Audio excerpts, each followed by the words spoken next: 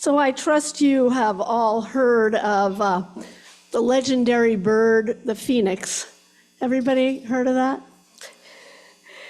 Well, then I guess you know that the phoenix is a powerful symbol of rebirth, renewal, and transformation, and also of resilience.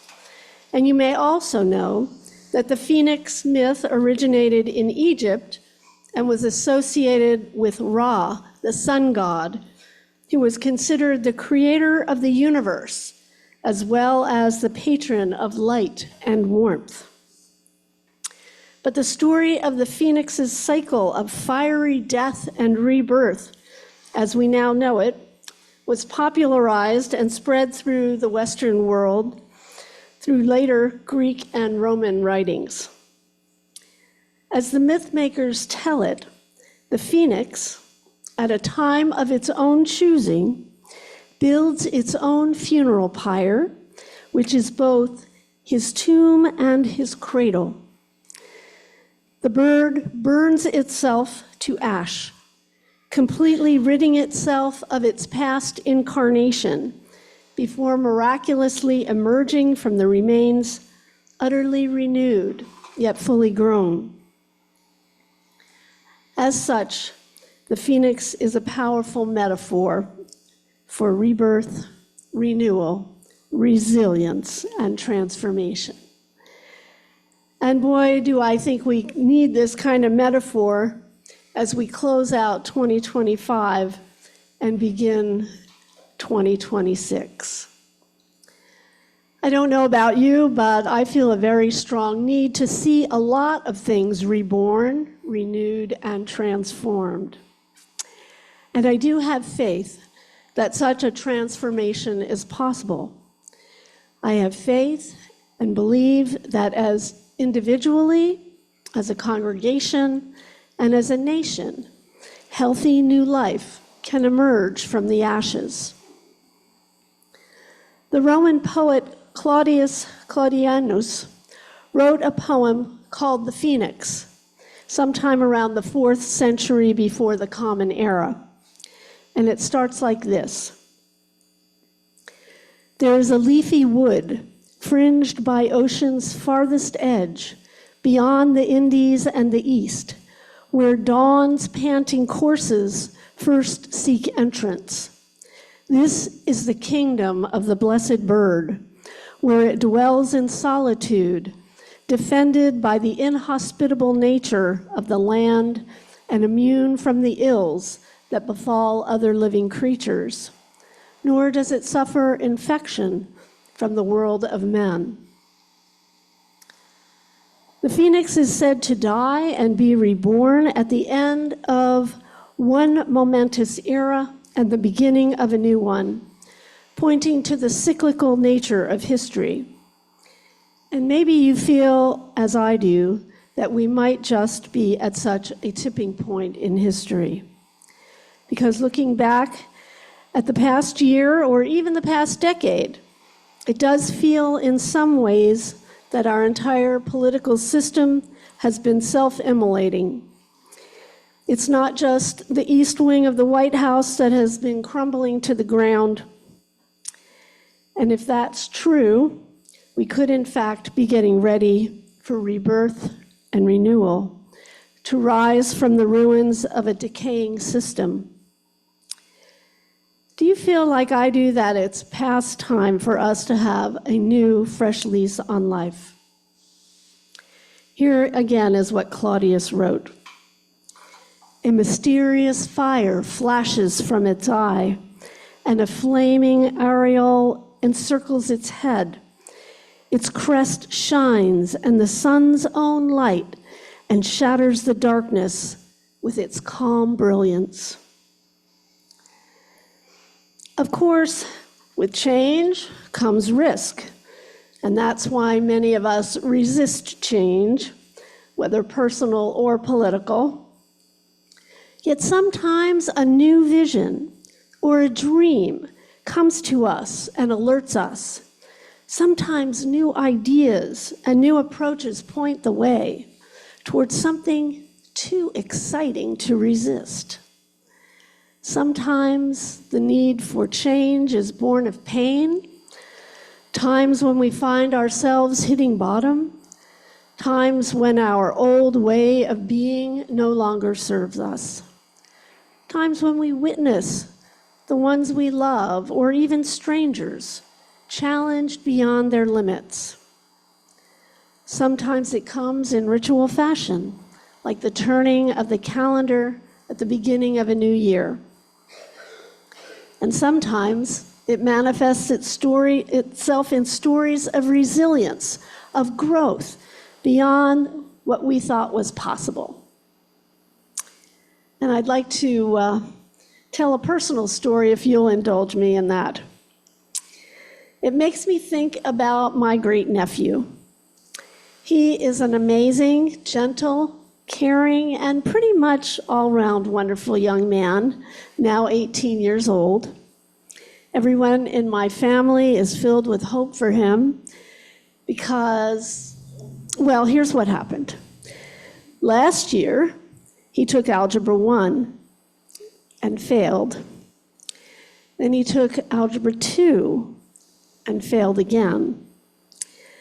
Maybe some of us here today who have struggled with math or some other subject can relate. Well, he took both of those courses again in the summer school and did no better. Now here's the thing. He needs to pass both of these courses or he won't be able to graduate with his class, and that's something that he fervently wants to do. So this fall, he took Algebra 1 again. This time, he had the help of his sister, and he gives her a lot of credit for helping him bring his grade up to a C. In short, he passed. We are all very proud of him. He never gave up. He refused to quit. He just kept coming back and coming back. And he wasn't too proud to rely on resources available to him. And so he rose to the challenge and he succeeded. We don't succeed alone, do we? And hasn't our congregation, this one, done much the same? In the 1960s, in what was then ultra-conservative Orange County, we were in a hostile environment. This congregation at that time was 300 members and split in two over the politics of the Vietnam War. The stress of coping with that political environment was a factor, but we weren't about to surrender to that pressure. Instead, we persevered. Our congregation continued, effectively advocating for justice and actively supporting so many of our marginalized neighbors. Think of the remarkable resilience that took.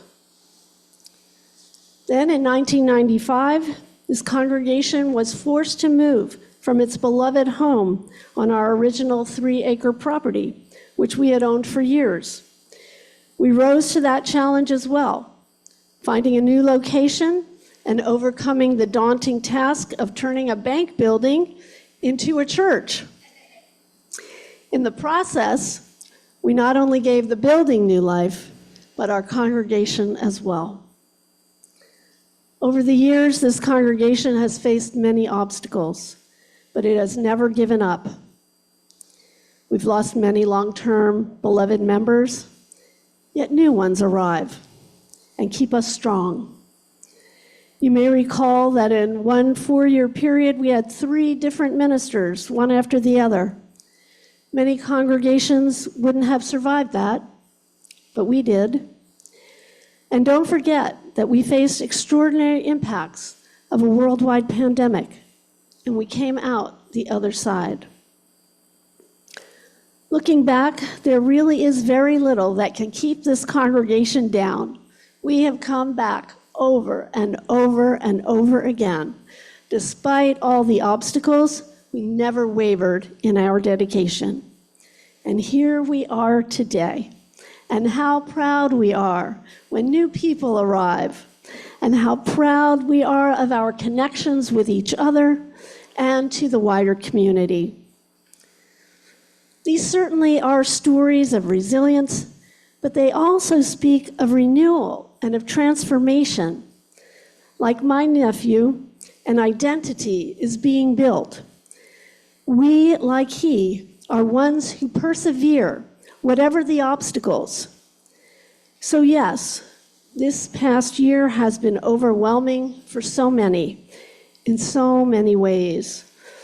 We see suffering here at home with ongoing ICE raids and around the world with the withdrawal of USAID funding, not to mention the bombing of fishing boats with no warning, the kidnapping of Nicolas Maduro and his wife.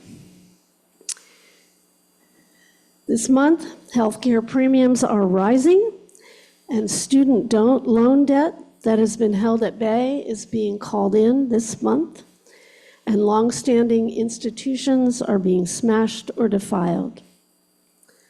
So like the phoenix, so much around us lies in ashes.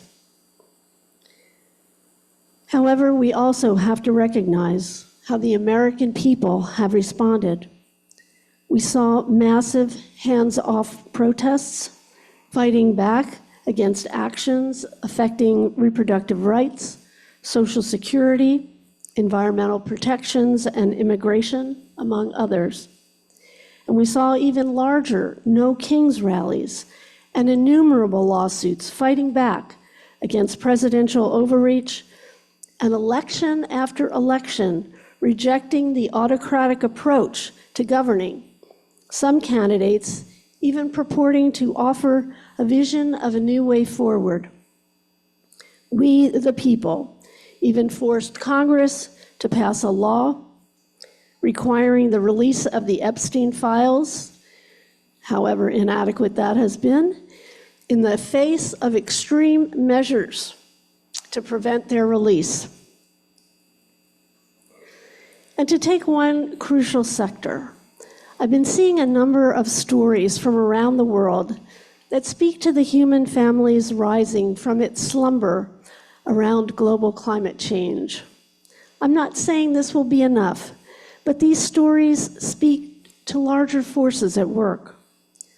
For one thing, the Global Center on Adaptation's 2025 report focused on how local priorities and community-led efforts are driving smarter climate adaptation. Nations across the planet are finally boosting their climate adaptation funding. And despite our own government's actions, electric vehicles and renewable power are being adopted as never before. In the natural world, green turtles have been moved off the endangered species list. Native birds, like the Guam kingfisher, have returned to laying eggs outside. And the brown trout have reappeared in clean Swedish river, while here in California, fall Chinook salmon have returned in huge numbers to many Upper Klamath Lake tributaries. To me, it feels like this past year we found ourselves learning about our own empowerment. And as we became empowered, we may just be starting a process that can lead to genuine transformation. I see seeds of hope pushing up through the concrete, seeds that may lead to a flowering of rebirth and renewal, because it's time to stop waiting for someone else to change our future. It's time to focus on what we can do, each of us, on what part each of us can play to help our country rise from the ashes and to make something new and beautiful. So it starts with self-empowerment. It starts with making a decision. The phoenix bird decides for itself when it's time to begin the process of renewal and rebirth. and it may require resiliency. The persistence of it, at first I don't succeed, try again. Because it isn't likely to happen in all in one fell swoop. It's more likely to be cyclical, like the story of the phoenix. And it's important to remember that unlike the phoenix, we are not solitary creatures. We rise together. We rise alongside people we care about, people whom we love, and who love us. Together we can emerge from the ashes of the past as a strong, lasting, and beautiful thing. And together we can live into the fullness of that beauty. So let us rise together in this new year, facing every challenge that lies before us individually, as a species, as a country, as a planet. And let us, like the phoenix, remember a mysterious fire flashes from its eye, and a flaming aureole enriches its head. Its crest shines with the sun's own light and shatters the darkness with its calm brilliance. Blessed be.